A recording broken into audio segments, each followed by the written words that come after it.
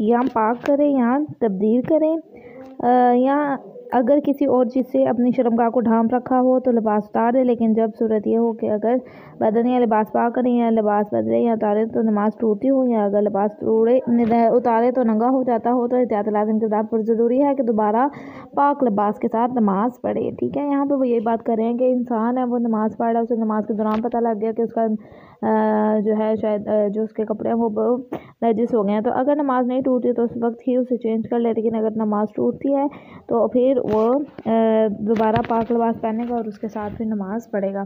जो शख्स तंग वक्त में नमाज में मशगूल हो, अगर नमाज के दौरान इसे पता चले कि इसका लिबास नजिस है और इसे यह एहतमाल हो कि नमाज शुरू करने के बाद नजिस हुआ है, तो इस सूरत में ये सूरत हो कि लिबास पाक करने या बदलने या उतारने से नमाज टूटती हो, वो लिबास उतार सकता हो, तो ज़रूरी है कि लिबास को पाक करें या बदले।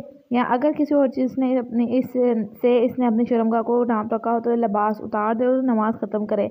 लेकिन अगर किसी चीज़ ने इसकी शर्मगाह को ना ढांप रखा हो तो फिर वह लिबास पाक ना कर सकता हो और इसे बदल भी ना सकता हो, तो ज़रूरी है कि इसी नजिस लिबास के साथ नमाज को ख़त्म कर ले।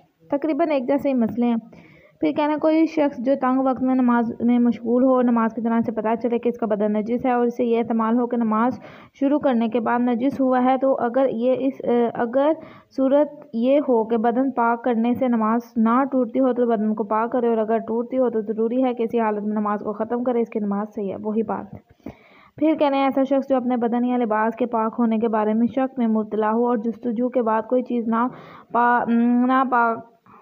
ना पाकर नमाज पढ़े और नमाज के बाद इसे पता चले कि इसका बदन जो था वो नजिस था, तो इसकी नमाज सही है। अगर इसने जस्तजू ना की हो तो एहतियात लाज़िम की बिना पर ज़रूरी है कि नमाज दोबारा पढ़े, और अगर वक्त गुजर गया हो तो इसकी कज़ा करे।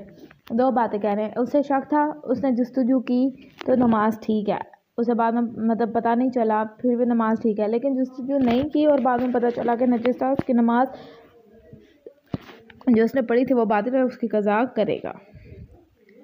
ठीक है, अगर कोई शख्स अपना लिबास धोए और इसे यकीन हो जाए कि लिबास पाक हो गया है, इसके साथ नमाज पढ़े, तो नमाज के बाद इसे पता चले कि पाक नहीं हुआ था, तो इसकी नमाज ठीक है। ठीक है, यहाँ तक कि आप लोगों के मसले कुछ समझ ना आया तो मुझे बता दीजिएगा। बहुत शुक्रिया। अल्लाह।